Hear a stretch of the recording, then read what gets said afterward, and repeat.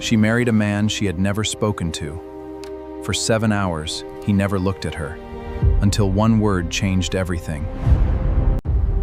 She believed this silence would last a lifetime. But what happened next, no one could have imagined. Some stories begin with love. This one began with silence.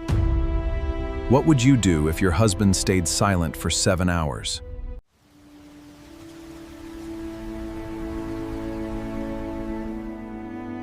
The room had one window. It faced the cornfield. The October wind was pushing through the gaps around the frame and making the kerosene lamp on the dresser lean like it could not make up its mind. I was sitting on the edge of the bed. My wedding dress, plain gray, sewn by my own hands over 6 weeks of early mornings, was still on my body. My prayer cap was still pinned straight. My hands were folded in my lap because I did not know what else to do with them. Across the small room, on the only chair, sat my husband.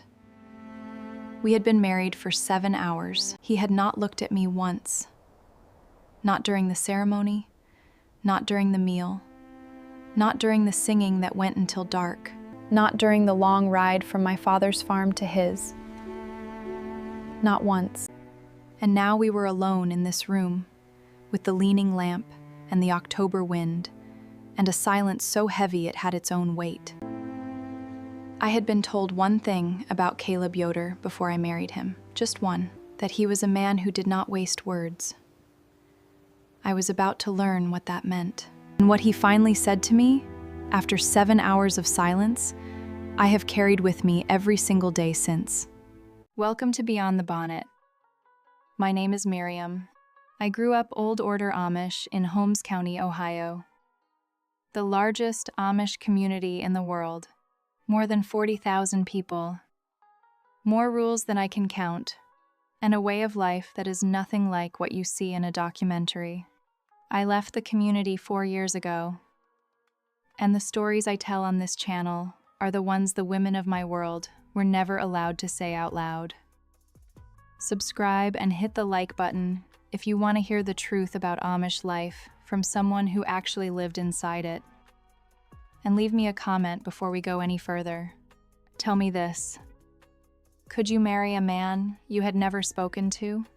I want to read every single answer. Now let me tell you about Caleb Yoder. And the one word that changed everything. In our district in Holmes County, marriage was not something you chose. It was something that happened to you. There were no dating apps, no coffee dates, no long conversations that stretched into late nights, where you slowly learned whether a person was someone you could build a life with. There were Sunday gatherings. There were community work days. There were the brief, supervised moments where young people existed near each other before being separated again. And there was the deacon. When a man in our community decided he wanted to marry, he went to the deacon. The deacon spoke to the woman's father. The father either said yes or no, and if he said yes, the woman was told, not asked. Told. I was 24 years old when my father came inside one evening and told me that Caleb Yoder had spoken to the deacon about me. I said, "Which one is Caleb Yoder?" My father said, "The one with the farm on the East Road. Quiet man, good farmer, honest." I said, "I have never spoken to him." My father said, "You will." That was the full conversation. I had seen Caleb Yoder exactly 3 times in my life. He was 31, tall. He kept his eyes forward in church and never stood in the groups of young men who talked after the service. People in our community described him in 2 ways. Either they said he was serious, or they said he was strange. Nobody could tell me which one was true, and I was marrying him. In 6 weeks. Our wedding was on a Thursday in October. This is how all Amish weddings in Holmes County are scheduled. after the harvest, when the work slows and the community can gather. I was up at 4 in the morning helping prepare food for 300 guests. There is no sleeping late on your wedding day, in my world. There is only the next task, and the one after that. The ceremony began at 9 and lasted nearly 4 hours. 4 hours of scripture about wives yielding to husbands, about building a household for God, about the duties of a faithful woman. And through all 4 of those hours, Caleb sat beside me without looking at me. Not from coldness. That is what I told myself. Not from coldness. But I did not actually know. That was the terrifying part. I did not know this man at all, and now he was my husband. And the community was watching us with the particular attention that Holmes County reserves for a wedding. Every family represented, every neighbor present, everyone witnessing this thing that was being decided over our heads. After the ceremony came the food: roast chicken, mashed potatoes, bread filling so thick it held its shape on the plate, peanut butter spread made the way only Amish women know how to make it, coffee until everyone was warm and the windows fogged. The singing lasted until dark, and through the meal and through the singing, Caleb sat among the men and said almost nothing. I sat among the women and smiled until my face hurt. And when the last buggy finally pulled out of the yard and the lamps were being turned low, we went upstairs.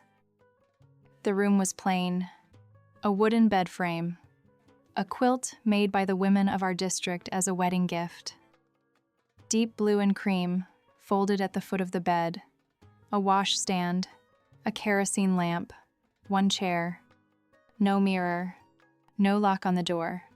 I could still hear my sister washing dishes below, the sound of plates, water running, a tired laugh. And then even that went quiet, and it was just the 2 of us, and the lamp, and the wind. Caleb sat in the chair across from me. His large hands rested on his knees. He was looking at the floor. I sat on the edge of the bed and I waited. I told myself, he is just quiet. He is a quiet man. The whole community says so. This is simply how he is. But the minutes passed. 5, 10, maybe 15. The lamp leaned in the wind. I began to prepare myself for something I had not prepared for. I began to prepare for a marriage built entirely of silence. For a man who had chosen me the way you choose a tool. Because it was useful. Because it was available. Because the deacon had arranged it. I thought, this is my life now. I thought, learn to live under it. That is what my mother had told me. Live under it the way you live under weather. You do not argue with the rain. You simply get wet. And then Caleb lifted his head. In the dim lamplight, I saw something I did not expect. His eyes were wet. This man, this serious, quiet, still man that half the district called strange and the other half called hard to know. This man who had not looked at me once in 7 hours of being my husband. His eyes were full of tears. He opened his mouth, and the first word Caleb Yoder said to me, after 7 hours of our wedding day, after 6 weeks of our engagement, after every supervised church gathering where we had existed near each other without speaking, the very first word was this: forgive. Not sorry. Forgive. He said it so quietly I almost missed it. And then he kept going. Slowly. The way a man speaks when the words have been locked inside him for a long time and the door has only just been opened. He said he knew this was not what I had chosen. He said he knew there was probably someone better suited for me. He said he had watched me for 2 years at community gatherings, had watched the careful way I listened to people when they spoke, the way I never rushed, the way I made old women feel heard. And he had told himself that a woman like that deserved a man who was easier than him. He said, I am not an easy man, Miriam. I never have been. And I am asking you to forgive me for choosing you anyway, because I was selfish. I wanted someone good, and you were the only person I had seen in years who I thought might understand what it means to be quiet. Not because you have nothing to say, but because you know that not everything needs to be said out loud. I sat very still. He had watched me for 2 years. He had noticed the same thing in me that the rest of the community had noticed, that I was quiet, but he had understood it differently than they had. They called it having nothing to say. He called it knowing what was worth saying. I did not have a speech prepared. I had prepared myself for silence. I had prepared myself for a man who saw me as an arrangement. I had not prepared for this. I reached across that small, dark room and I took his hands. They were rough. Years of farm work on the east road of Holmes County. Every callus earned. I held them, and I told him the truth.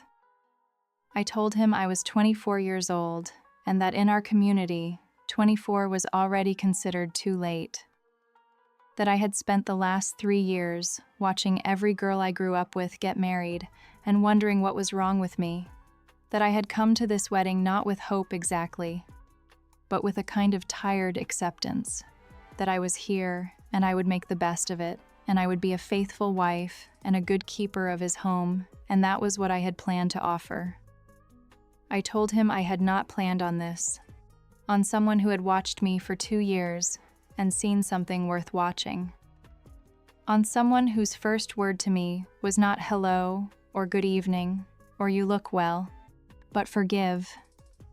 He looked at me for a long moment. Then he said, "Is that a yes?" And for the first time all day, after 7 hours of ceremony and food and singing and silence, I laughed. We did not rush anything that night. We sat on the edge of that bed and we talked about his farm, about my family, about the things we had both been carrying quietly for years with no one to set them down with. When we finally lay down under the blue and cream quilt, still in our wedding clothes, too uncertain and too new for anything more, he held my hand. And I listened to the October wind push at the window, and I thought, this is not what I was afraid of. The next morning, I went down before sunrise to start the stove. Because there are always chores, because no one in Holmes County asks a new bride how her wedding night went. And Caleb came down behind me. He stood in the kitchen doorway in the gray morning light. He said, "Good morning, Miriam." 3 words. After a full day of none, I want to tell you. After everything, those 3 words felt like the most generous thing anyone had ever given me. I left the community 4 years ago. That is a longer story for another day. But I want to say this plainly before I go. The system that married me to Caleb Yoder without asking me was wrong. A woman should never be handed to a man the way you hand over a deed to a piece of land.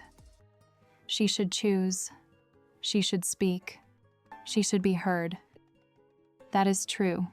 And it is also true that the man I was handed to turned out to carry behind his silence something I had never once been offered by someone who had chosen me freely. He had paid attention. He had watched. He had waited. He had chosen his first word to me with the same care that he chose everything. Slowly, privately, after long thought, and his first word was forgive.